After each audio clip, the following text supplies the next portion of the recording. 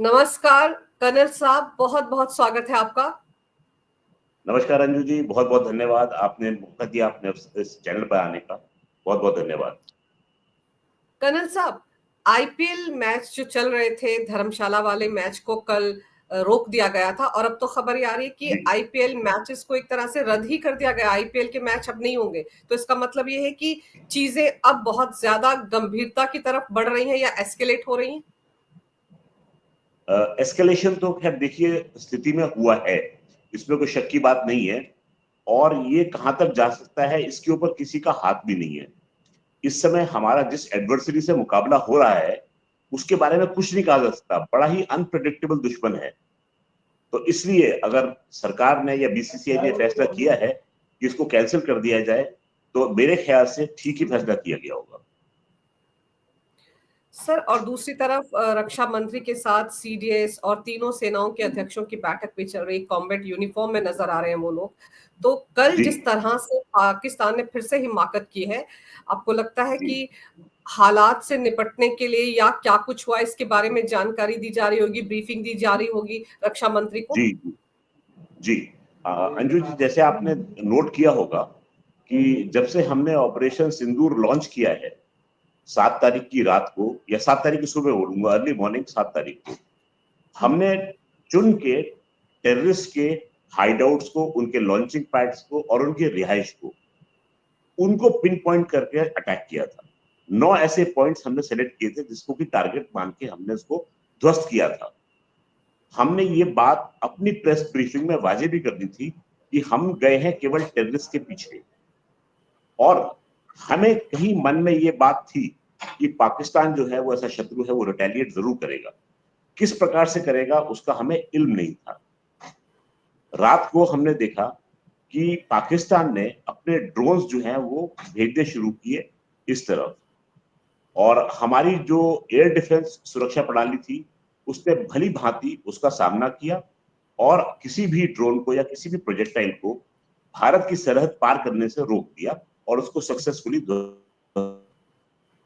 कुछ खबर आई थी कि पाकिस्तान के कुछ प्लेन्स भी उड़े थे और उनके, आपको ध्यान होगा, प्रधानमंत्री ने पार्लियामेंट में सेशन में ये कहा था कि उन्होंने अपने एयरफोर्स को ऐसी ऑर्डर्स दिए थे कि भारत का कोई भी प्लेन अगर पेलोड रिलीज करता है तो उसको तुरंत एंगेज करके गिरा दे। और वो बड़े गर्व से कह रहे थे कि हमने 5 भारत के प्लेन्स को गिरा दिया। तो भारत के प्लेन को गिरा दिया, कहीं तो मलबा गिरा होगा, कोई तो पायलट, किसी को चोट आई, कुछ आई। पूरा का पूरा चैटर शांत है। सोशल मीडिया का जमाना है, यहाँ पर बच्चे बच्चे के हाथ में फोन है और फोन में वीडियो और ऑडियो की सुविधा है। और भारत ऐसा देश है जहां पर इंटरनेट बंद भी नहीं है, 5G कोने कोने में मिलता है। पर कहीं से भी कोई भी ऐसा हिंट भी नहीं आया कि भारत का कोई प्लेन यदि उड़ भी रहा था तो क्षतिग्रस्त हुआ था। उनके प्राइम मिनिस्टर ने, उनके जो मिस्टर इशाक डार का स्टेटमेंट था पार्लियामेंट में, वो ये कहते हैं कि अगर हमने खुली छूट दी होती अपनी एयरफोर्स को तो कम से कम 10 से 12 प्लेन गिरा दिए होते। मतलब मुझे ये समझ में नहीं आता इनको ये कॉन्फिडेंस आता कहां से है। एक होता है कॉन्फिडेंस, एक होता है कॉन्फिडेंस ऑफ एब्सर्डिटी, यानी बेवकूफी वाला कॉन्फिडेंस। ये कुछ देखने को मिल रहा था। खैर, पाकिस्तान से आप उम्मीद भी क्या कर सकते हैं। तो ये हमने देखा कि उनकी सोच जो थी वो चल रही थी। एम क्या था? टू प्ले जी। To the gallery. उनकी जनता क्या सुनना चाहती है, जैसे उनकी तरबियत हुई है, एजुकेशन हुई है। मुतालबा पाकिस्तान पढ़ के तो उनका बच्चा बच्चा बड़ा होता है, इतिहास तो उन्होंने पढ़ा नहीं है। तो उनको भी यही सुनना था और शायद वे अपनी जनता को ये सुना भी रहे थे। लेकिन सच्चाई कब तक छुपाई जा सकती है। धीरे धीरे सोशल मीडिया पे ये चैटर आना शुरू हुआ और पाकिस्तान के ही लोग वीडियो बना बना कर डालने लगे कि हमारी मीडिया जो है हमें अंधेरे में रख रही है। क्योंकि अगर उन्होंने हमारी तरफ ड्रोन फेंके तो हमारा भी फर्ज बनता था कि हम कुछ उनके पास रिटर्न गिफ्ट भेजें। और भारतीय सशस्त्र सेनाओं ने रिटर्न गिफ्ट उनके पास भेजे। चुन चुनकर उनके मिलिट्री इंस्टॉलेशंस की तरफ हमने मार की। हालांकि इस बात की तस्दीक बहुत देर तक नहीं की गई, लेकिन हमने चुन चुन के इनके मिलिट्री टारगेट्स को एंगेज करने की कोशिश की थी और उनको नुकसान भी पहुंचाया गया था। उसके बाद में भारत की जो सशस्त्र सेनाओं के रिप्रेजेंटेटिव थी कर्नल सोफिया कुरैशी और wing commander Vyomika Singh stage पर आती हैं मिस्टर विक्रम मिस्री के साथ में, जो कि फॉरेन सेक्रेटरी हैं, और लोगों को बताती हैं कि हमने इस प्रकार से ऑपरेशन सिंदूर लॉन्च किया था। देखिए अंजू जी, उसमें एक सिंबॉलिक बहुत बड़ी बात थी कि जिन हाथों ने भारत की बहु बेटी माता बहनों के सर से सिंदूर को पोंछने की हिमाकत की थी, भारत की बेटी आके दिखा रही थी उनको स्टेज के ऊपर जी। कि हमने इस समय केवल उस हाथ पे एक थपकी दी है, अभी हाथ को उखाड़ना और शरीर को खत्म करना बाकी था। उन्होंने बोला था कि ऑपरेशन सिंदूर लॉन्च किया है। ये भी बताया उन्होंने ब्रीफिंग में कि टोटल 21 टारगेट्स थे, जिसमें से केवल 9 टारगेट्स को एंगेज किया गया, 12 टारगेट्स का एंगेज होना बाकी था। जनरल नरावने ने अपने ट्वीट में लिखा, पिक्चर अभी बाकी है। तो कर्नल ये साहब, एक जी कर्नल साहब एक चीज ये समझाइए कि हमने तो सिर्फ उनके टेररिस्ट कैंप को छुआ था, बाकी चीजों को तो टारगेट नहीं किया था, लेकिन पंगा तो अब पाकिस्तान ने खुद लिया ना, जब हमारे मिलिट्री इंस्टॉलेशंस की तरफ उन्होंने अपने ड्रोन भेजे। और अब कल की रात जो था, कल तो आप देखिए कि जी किस तरह से पाकिस्तान एक के बाद एक, बल्कि जितने बॉर्डर शहर थे, आप सोचिए राजस्थान से लेकर जम्मू कश्मीर या जी पंजाब, सब तरफ उन्होंने अपने ड्रोन भेजे हैं। और भारत का जी जो एयर डिफेंस सिस्टम था, उसने तो मुंह तोड़ जवाब दिया है। और पाकिस्तान को बिल्कुल समझ में बिल्कुल। आ गया कि उसने चाइना से नकली माल ही खरीदा। जी अंजू जी, देखने वाली बात ये थी कि पाकिस्तान ने न जाने क्या सोचकर सो कॉल्ड रिटेलिएशन किया। उन्होंने हमारे 15 आबादी वाले क्षेत्रों को चुना अपने इस नापाक इरादे को अंजाम देने के लिए। ये हमारे 15 आबादी वाले क्षेत्र जो थे, ये सामरिक दृष्टि से भी महत्वपूर्ण थे, लेकिन पाकिस्तान का एम इतना बेहतरीन है कि पुंछ में उन्होंने फायरिंग की मीडियम शेल्स के साथ में आर्टिलरी के, और उनके सारे शेल्स जो है या तो बाजार में गिरे या इनोसेंट सिविलियंस के घर पे गिरे, और एक शेल तो गुरुद्वारे में जाके गिरा, जिसमें 3 सिख श्रद्धालु जो थे वो अपने प्राणों की आहुति दे बैठे। तो उन्होंने ये बड़ी सोच समझ के एम लेकर इनोसेंट पब्लिक को टारगेट किया, और जैसे वो हवा उड़ा रहे थे कि भारत ने मस्जिद के ऊपर बॉम्ब फेंके हैं, तो उन्होंने उसका बदला शायद गुरुद्वारे के ऊपर टारगेट बना के फेंकने का किया। हालांकि हमने बड़ा क्लियर कर दिया था कि वो मस्जिद हम उसको नहीं मानते, हम उसको एक छुपने की जगह, पनाहगाह मानते हैं, जहां पर की टेररिस्ट की इंडोक्ट्रिनेशन, ट्रेनिंग और उनका छुपाव का स्थान बना हुआ था। ये बात विक्रम मिस्री ने अपनी प्रेस ब्रीफिंग में क्लियर कर दी थी, लेकिन पाकिस्तान के कानों में जू नहीं रेंगती, समझ में नहीं आता। समझ में तब आएगा जब बुद्धि सर पे होगी और वो सही दिशा में काम करेगी। खैर, उन्होंने इसको टारगेट बनाने की कोशिश की, और जैसे आपने कहा कि हमारी वायु रक्षा प्रणाली ने बिल्कुल अचूक तरीके से काम किया, अभेद था सुरक्षा सुदर्शन चक्र। देखिए अंजू जी, आपके दर्शकों को मैं ये बताता चलूं कि ये जो एयर डिफेंस प्रणाली भारत ने अपने बॉर्डर्स के ऊपर तैनात की थी, ये मल्टी लेयर्ड एयर डिफेंस प्रणाली है। सबसे आगे जो है इसका S-400, जो कि हमने रूस से आयात किया है। रेंज 600 किलोमीटर दूर से टारगेट को डिटेक्ट करना, 400 किलोमीटर आने पर टारगेट को ध्वस्त कर देना। अगर आप थोड़ा और नीचे उतरेंगे, इसको सपोर्ट करते हैं बराक 8। बराक 8 नाम से लगता है इजरायली, लेकिन इसको इंडिजिनसली डेवलप किया जा रहा है। उसके साथ में लगा हुआ है आकाश NG, यानी आकाश न्यू जनरेशन। लोअर किलोमीटर्स यानी लोअर रेंजेस पे ये दो उसको एंगेज करते हैं। अगर टारगेट बहुत ही नीचे है और लो वैल्यू टारगेट है, तो उसको काइनेटिक एनर्जी प्रोजेक्टाइल लगा के भी उसको ध्वस्त किया जा सकता है। जैसे 23 mm ZU शिल्का गन्स जो हैं, एंटी एयरक्राफ्ट गन्स हैं, वो 23 mm का गोला हवा में फायर करती है। बहुत इफेक्टिव वेपन सिस्टम है, वो यूज कर सकते हैं।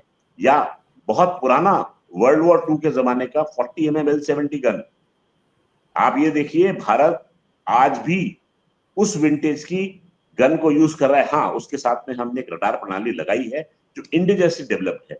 हमने जुगाड़ करके उस सिस्टम को उस लेवल पर लेके आए हैं कि वो आज भी कारगर हिट करता है, और भारत का जो AD का जो जवान है उसको उस प्रणाली पर गर्व है। तो हमारे इतनी लेयर की एयर डिफेंस सिस्टम हमारे बॉर्डर पर लगी हुई थी, और टारगेट की वैल्यू, उसकी स्पीड, उसके तरीके को देखकर कोई भी सिस्टम को हम यूज कर रहे थे, इसीलिए हमारा बॉर्डर जो था वो हमेशा अभेद्य रहा। इसके सामने पाकिस्तान के पास में पाकिस्तान का दिया हुआ HQ-9 एयर डिफेंस सिस्टम लगा हुआ था। नाम चाइना का बहुत दिया बड़ा हुआ। लगता है। जी, जी, चाइना का दिया हुआ। हम्म, उसकी रेंज वो कहते हैं 200 किलोमीटर की थी, लेकिन भारत ने सबसे पहले चोट की लाहौर की तरफ लगे हुए उस सिस्टम पर, और हमने पहले झटके में उसको निरस्त कर दिया। अब पाकिस्तान की वायुसेना की सुरक्षा में सेंध लग चुकी थी, एक उनकी छतरी में छेद हो चुका था, अब तो पानी टपकना ही था। भारत ने इस छेद का फिर फायदा उठाया और वहां पर अटैक्स को अपने डेवलप किया। भारत की वीरांगनाएं फिर स्टेज पर आई। सिंबॉलिक आप देखिए, दोनों जो अफसर थी वो इस बार कॉम्बैट ड्रेस में आई थी। सिग्निफिकेंस क्या है? क्या वो दुनिया को दिखाना चाह रही थी भारत की नारी जो है वो पुरुषों के साथ कंधे से कंधा मिलाकर देश की सुरक्षा में तत्पर हैं, और आज वो वर्दी पहनकर आई हैं जो कि युद्ध क्षेत्र में पहनी जाती है। फिर उन वीरांगनाओं ने दुनिया को यह दिखाया कि आज भी हम दुनिया का सामना करेंगे। तुमने अगर हमारी बहनों के सुहाग के ऊपर हाथ डाला है तो बदला हम ही तुमसे लेंगे। ये बहुत बड़ी सिग्नलिंग जो थी, ये भारत ने दुनिया के सामने करके दिखाई। अभी भी पाकिस्तान बाज नहीं आया। हाँ। उसने लगातार स्warm ऑफ ड्रोन्स जो थे वो भेजने शुरू किए, किसी तरीके से कुछ तो हो जाए। एक मैं देख रहा था, सोशल मीडिया पे दिखाई दिया मुझे कि एक PF-15 एयर टू एयर मार करने वाली मिसाइल जो थी वो कहीं निष्क्रिय पड़ी हुई थी, हाँ, पंजाब में मिली है वो। बिल्कुल। तो फिर मेरा ध्यान पंजाब में गया मिली है। कि जी, तो बड़ी खूबसूरत सी सफेद से रंग की मिसाइल थी, जिसको दो पंजाबी स्पीकिंग लोग बोल रहे थे हाथ ना लगा, क्या पता चल जाए। लेकिन वो बेचारे भूल गए थे चाइनीज है, ये कभी भी नहीं चलेगी ये तो खैर, फिर पता लगा कि भाई JF-17 blunder, I mean to से JF-17 थंडर नाम का एक हवाई जहाज चाइना ने बनाया था, वो आके भारत में नतमस्तक हुआ और जमीन के साथ जाके सट गया। हम्म, ऐसा ही एक और विमान जो था वो भी नीचे चला गया अखनूर के इलाके में। एक सुनते हैं F-16 भी आया और वो भी जमींदोज हो गया। तो 3 प्लेन तो सुनते हैं कंफर्म जो थे वो डाउन हो चुके थे। अब उनके पास में करने को कुछ नहीं था। उनका इस समय लाहौर के ऑपोजिट जो था सुरक्षा प्रणाली खत्म हो चुकी थी। नेक्स्ट स्टेप था, हमने उनके एयरफील्ड थी सरगोदा, वहां हम्म, लगी सुरक्षा प्रणाली को ध्वस्त किया और सरगोदा पे हमने अटैक माउंट करना शुरू किया। उसके बाद हमने बहावल नगर को पकड़ा और बहावल नगर पे अटैक जो था माउंट किया। बहावल नगर की सामरिक दृष्टि से बहुत इंपॉर्टेंस है। वहां पर पाकिस्तानी आर्मी की 22 हम्म, आर्टिलरी डिवीजन मौजूद है। 22 आर्टिलरी डिवीजन, अंजू जी आपके मैं श्रोताओं को बताऊं कि वो जी। रिपोर्ट करती है आर्मी स्ट्रेटेजिक फोर्स कमांड को। Army strategic force command Pakistani army में उनके एसेट्स, न्यूक्लियर एसेट्स को देखती है। उनके पास में बैलिस्टिक और क्रूज मिसाइल मौजूद हैं जो कि न्यूक्लियर टिप भी हो सकती हैं और कन्वेंशनल वॉरहेड लेके भी हो सकती हैं। बड़ी सोची समझी चाल थी उसको जाके खत्म करने की। वहां पर बहुत अफरा तफरी मची। अभी फिलहाल मेरे पास में ग्राउंड से कोई रिपोर्ट आई नहीं है, लेकिन जो इंटेलिजेंस मैंने गैदर की है उससे पता लगता है कि हमने वहां पर भारी क्षति पहुंचाई है। उस ही स्टेशन में 8 कैवलरी नाम की एक आर्मर्ड रेजिमेंट भी मौजूद थी, और साथ में इतना मिलिट्री का अगर हमला होगा तो एक सेंट्रल हॉस्पिटल भी वहां पर मौजूद था। अंजू जी, स्टेशन की एक खास चीज थी, जी। अप्रैल सन 2024 में एक बंदे को पुलिस उठाकर ले जाती है अपनी हिरासत में। किस्मत से वो आदमी जो था वो एक फौजी का रिश्तेदार था। तो ये जाके पुलिस से उसको छुड़वाने जाता है, पुलिस नहीं मानती। ये वापस आता है, अपने फौजी दोस्तों को लेकर जाता है। फौजी जो है वो पुलिस के ऊपर धावा बोल देते हैं। पुलिस और आर्मी की खूब लड़ाई होती है। IPR को इसमें इंटरवीन करना पड़ता है और एक जॉइंट इन्वेस्टिगेशन टीम गठित होती है। फॉल्ट लाइन, पाकिस्तान की आर्मी और पुलिस का एक लड़ने का एक इंस्टेंस भावल नगर में हमको देखने को मिला। आपने देखा होगा 2 हफ्ते पहले एक हम्म, इंसिडेंस और आया था जो कि खैबर पख्तूनख्वा का था। जी। वहां पर फिर से पुलिस वाले जो थे फौजियों को मॉक कर रहे थे कि तुम्हारे हाँ। जर्नल बोलो कि वहां तो जाके सरेंडर कर देते हैं, यहाँ हिम्मत दिखा रहे हैं। ऐसे शब्दों का प्रयोग पुलिस वाले अपनी फौज के लिए कर रहे थे और फौज दुम दबाकर पीछे मुड़ के भाग जाती है। तो ये फॉल्ट सर। लाइन हमने ऑब्जर्व की पाकिस्तान की फौज और पुलिस एहलकारों के बीच में। बात को आगे बढ़ाते हुए खबर लगी कि हमारा युद्धपोत आईएनएस विक्रांत जो है वो पोरबंदर से 50 नॉटिकल माइल्स की दूरी पर एक्सरसाइज कर रहा है। ये युद्धपोत जो है ये एक चलता तैरता हुआ रनवे है, 262 मीटर लंबा और 62 मीटर चौड़ा। तैरता हुआ रनवे पाकिस्तान की सीमा की तरफ तैरने लग गया। उसके ऊपर 40 मिग 29 के विमान जो हैं वो रहते हैं। सुनने में ये भी आया है कि उस पे हमारे नए नए तेजस भी बैठे हुए थे। 3 किस्म के उसके ऊपर हेलीकॉप्टर, एक रशियन हेलीकॉप्टर है जो कि सर्विलेंस का काम करता है, एक हेलीकॉप्टर जो है सी हॉक जो कि एंटी माइनिंग और एंटी सबमरीन रोल में इस्तेमाल किया जाता है, ये यूएस का हेलीकॉप्टर है। और तीसरा हमारा अपना घर का बनाया हुआ एचएएल का बनाया हुआ ध्रुव हेलीकॉप्टर है। तो इन सब से सामान से सुसज्जित ये विमान पोत जो है धीरे धीरे कराची की तरफ बढ़ता है। पाकिस्तान के पास अपनी वाटर्स को संभालने के लिए एक पोर्ट तो कराची का है, ग्वादर का पोर्ट डेवलप हुआ है चाइना की मदद से, और एक और पोर्ट है उनका जो कि बलूचिस्तान में स्थित है, उसका नाम है जिन्ना नेवल बेस। ओरीवारा करके कुछ जगह है, मैं नाम ठीक से प्रोनाउंस नहीं कर पा रहा, पर जिन्ना नेवल बेस के नाम से, जेएनबी के नाम से उसको हम मान के चलते हैं, बलूचिस्तान में स्थित है। इस पोर्ट की खासियत ये है कि ये एक बर्थिंग पोर्ट है। बर्थिंग पोर्ट का मतलब है यहाँ पर 8 युद्धपोत आके लग सकते हैं, 4 सबमरीन आके डॉक हो सकती हैं। 2014 में पाकिस्तान ने एक छोटी सी गलती की। इनके पास में हुंजा क्लास की 2 सबमरीन हैं जो कि डीजल इलेक्ट्रिक फायर्ड हैं। उन्होंने इन दोनों सबमरीन्स को उठाकर कराची से इस पोर्ट पे लाके पार्क कर दिया। बाकी इनके पास में एयर ब्रीथिंग और बाकी दूसरी सबमरीन्स जो हैं वो इन्होंने कराची में रखी। टोटल 8 सबमरीन्स थी। सुनने में ये आया है कि इनके पास एक सबमरीन जो है वो चलने की स्थिति में नहीं है। पर सर इन्होंने ये बताइए कि सर ये जो कुछ कल रात हुआ उसके बाद बलोच आर्मी ने भी तो बहुत नुकसान पहुंचाया है उधर से। जी जी मैं आ अब रहा हूँ। सुनने में आ रहा है कि बलूचिस्तान का जी बहुत सारा हिस्सा जो है उनको उन्होंने कैप्चर कर लिया है। जरा वो समझाइए कि जी वो गणित क्या है।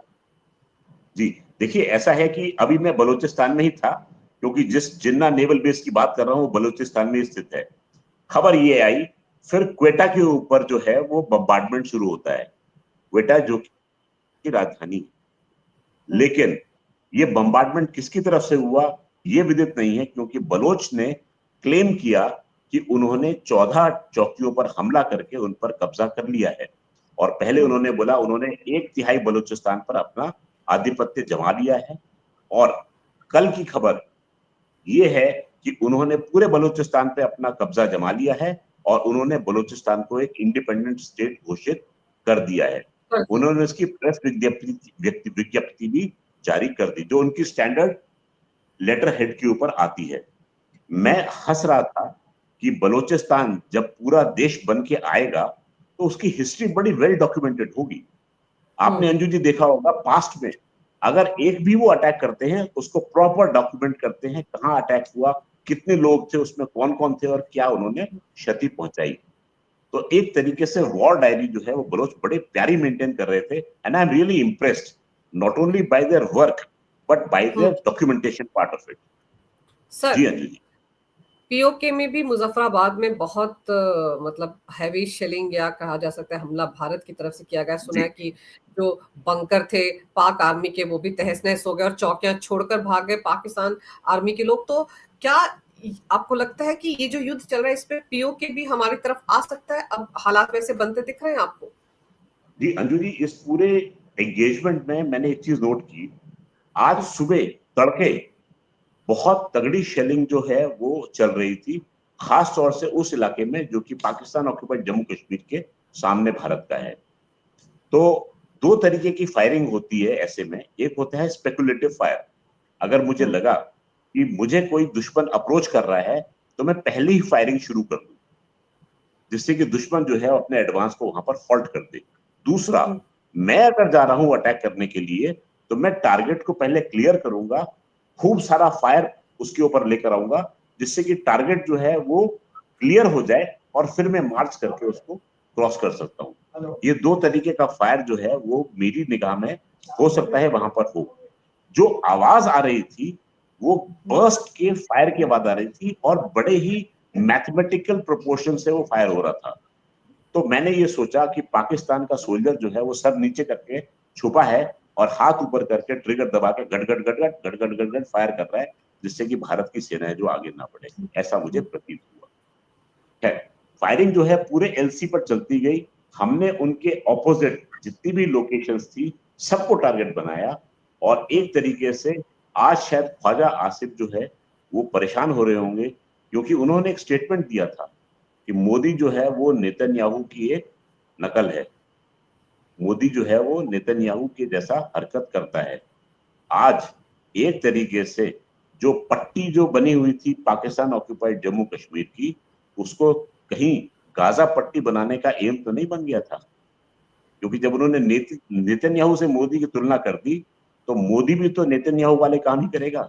जैसे उन्होंने गाजा पट्टी को फ्लैट किया, यहाँ पर मोदी जी ने फैसला कर दिया कि चलो पीओजेके की जमीन है, फ्लैट करो इसको, सारे आतंकवादी साफ करो और फिर इसको अपने कब्जे में ले लो।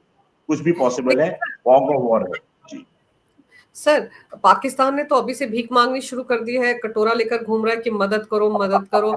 और ऊपर से आप ये देखो कि वो जो अजरबैजान और टर्की है वो बड़े खुलकर आ गए हैं पाकिस्तान के समर्थन में। वहां तो दोनों जगहों पर तो हमारे टूरिस्ट ही जा जाकर उनकी अर्थव्यवस्था को मजबूत करते हैं। अब तो भारतीयों को जी टोटल बायकॉट करना चाहिए इन दोनों देशों का।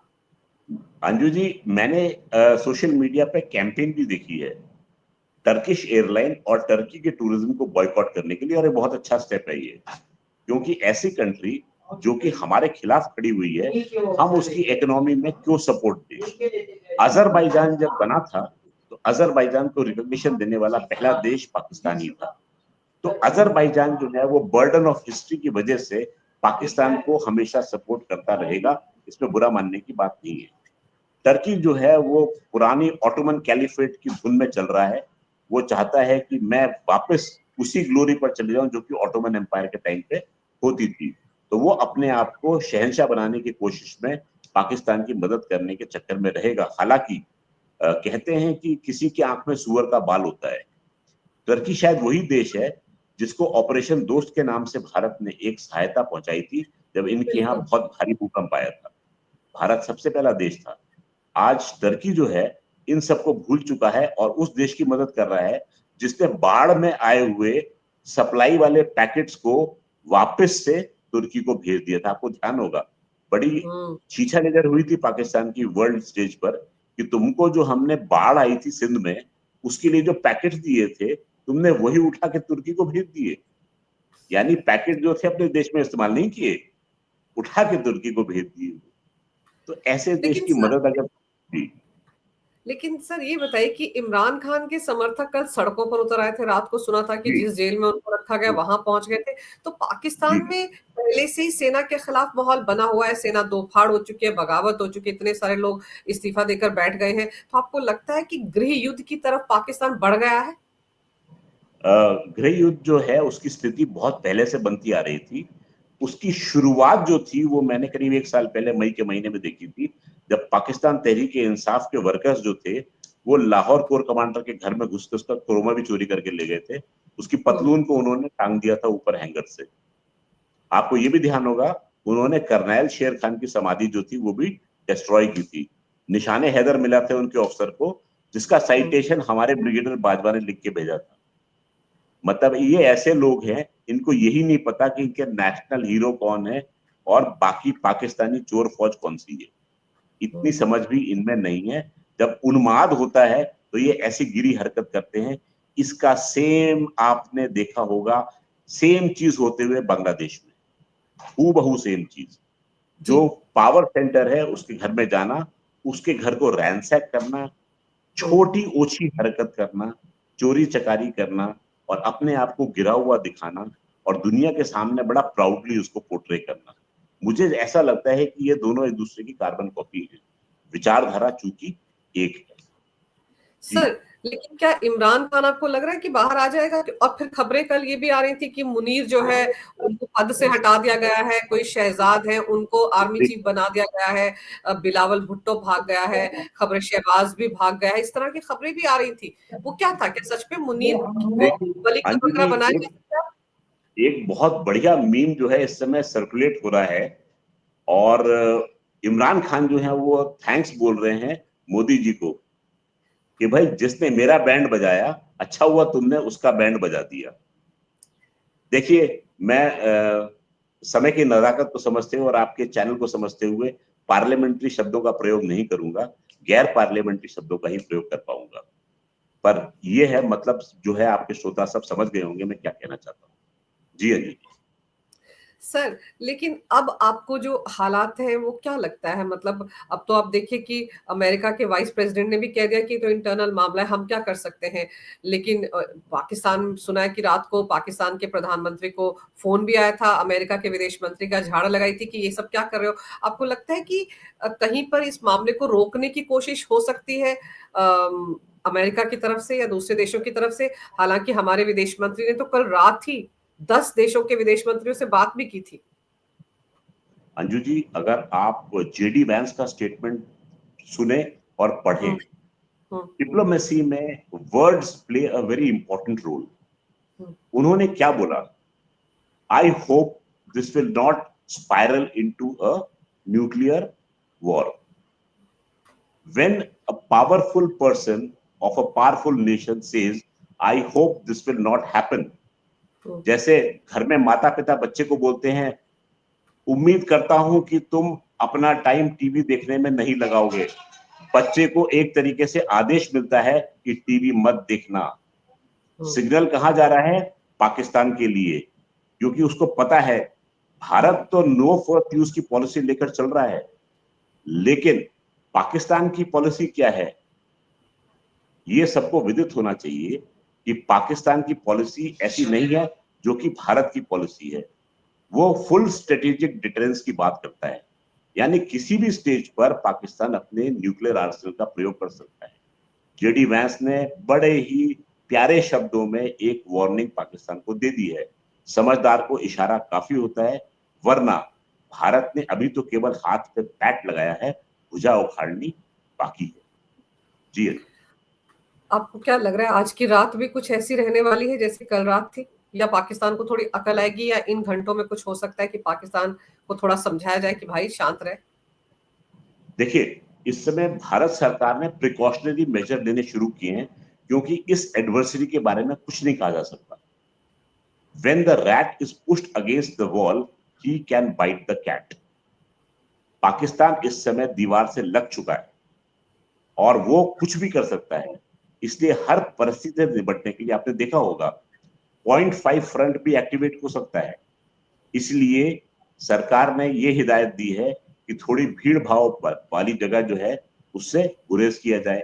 अपने जितने मॉन्यूमेंट्स है उसकी सुरक्षा थोड़ी सी बढ़ाई गई है। इंडिया गेट से बोला है पब्लिक को जाने वहां पर एकत्रित ना हो। हम्म, देखिए, it is always better to be safe than sorry. तो ये भारत सरकार ने बड़े सोच समझ के कदम उठाए हैं। We are not going to escalate the things, but in case the adversary wants to escalate, he will be given a befitting reply. ये मैसेज पाकिस्तान को और दुनिया को दे दिया गया है। जी अली। चलिए सर, अब देखते हैं कि भारत ने तो करारा जवाब पाकिस्तान को भी दिया है कल रात, और अगर कोई और हिमाकत पाकिस्तान करेगा तो उसका जवाब भी मिलेगा। लेकिन फिलहाल हमारे देश में प्रधानमंत्री के साथ भी बैठकें चल रही हैं, गृह मंत्री भी बैठकें ले रहे हैं, रक्षा मंत्री भी।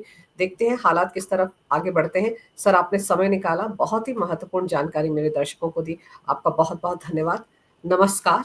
भारत माता की जय हो। वंदे मातरम। जय श्री राम। जय हिंद। नमस्कार अंजू जी, बहुत बहुत धन्यवाद। जय श्री राम, जय हिंद, भारत माता की जय।